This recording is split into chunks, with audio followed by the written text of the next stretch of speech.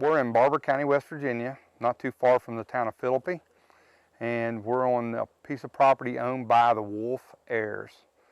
And it's approximately 60 acres, and they decided they wanted to have a timber sale. So they hired a forester to come in, and he marked the timber up, put it up for bids, and the company I work for, Warehouser, purchased the timber standing. And so we're here on this job now logging it. Of course, the trees are standing in the woods. We have to cut them. So on this job here, we have actually got a Timco feller buncher that cuts the trees at the stump.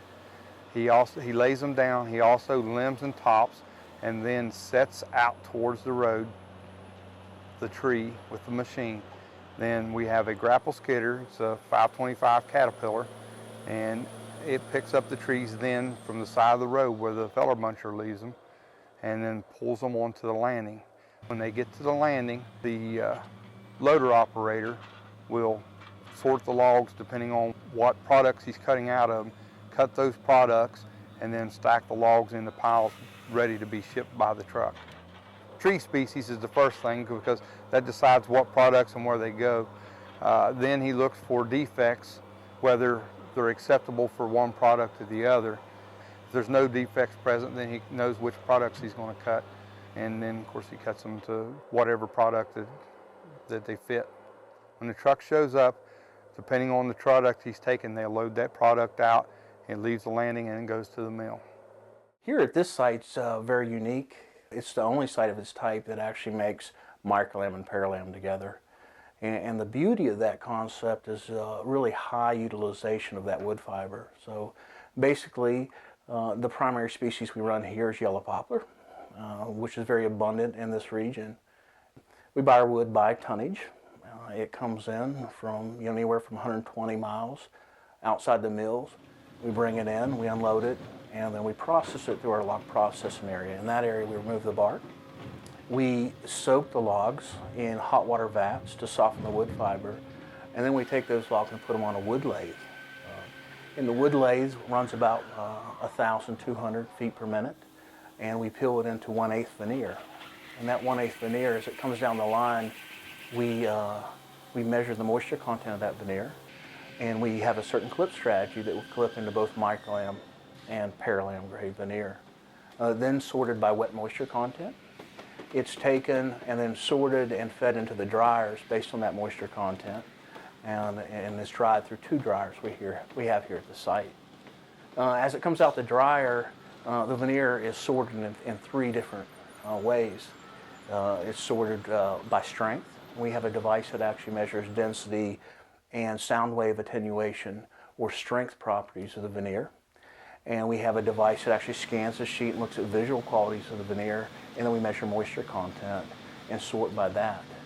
The veneer then goes one of 2 ways. So the clear 4x8 sheets of certain grade levels, structural grade levels, are segregated and go to microlam, the clear by 4x8 sheets.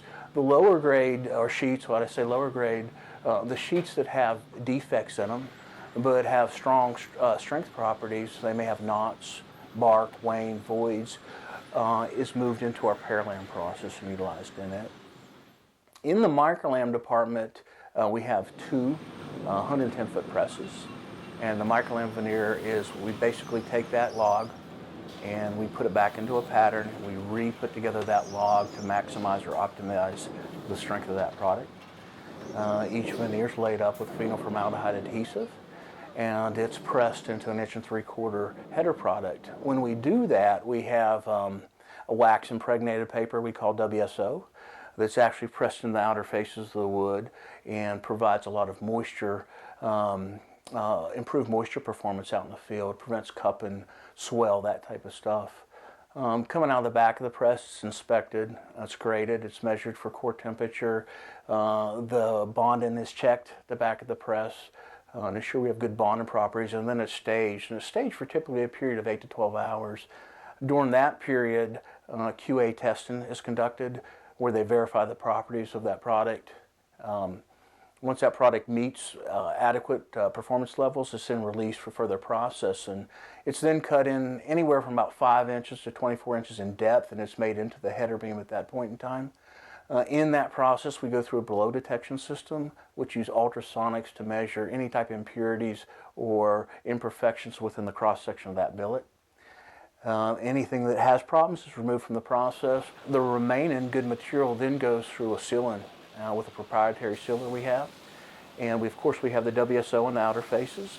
Then on the edges and the ends, we put a proprietary sealer on to further seal that product and protect it in the environment as it could get wet. That product's then wrapped and put in the yard for shipment. So that's the microlam process. On the other side of the plant is the marriage with microlam of paralam. And in that side of the mill, we take paralam veneer, and we have 4 feeder lines. Up through the feeder lines, we sit on a weigh scale, and then we move off that weigh scale. Based on that, the line knows, does it need to add or reduce wood to get to a certain density product. The product's then clipped into strands approximately 1 inch wide, and they're coated through a roll coater system that coats both the top and bottom. It's then fed off of an oscillating table into a trough, and we build a nice layered mat. Prior to hitting into the press, we preheat it. And the beauty about paralam is we make billets anywhere from 12 inches in height to 20 inches width. And the beauty or the reason we can do that is we use microwave power. So in the layup section, we actually provide some preheat where we input a little bit of microwave power. And then as we start the compression cycle in the press and we consolidate that mat, we hit it with microwaves and cure that material. Material then comes in 1 of 4 billet sizes out of the back of the press. And it's then processed into our sizer. We take and we size the product. Then a dual band mill cuts it into finished product thicknesses, and then a planer puts the finishes touches on it and puts an edge ease on it. Then as it processes through that area, we wrap it, and that's the paralam process.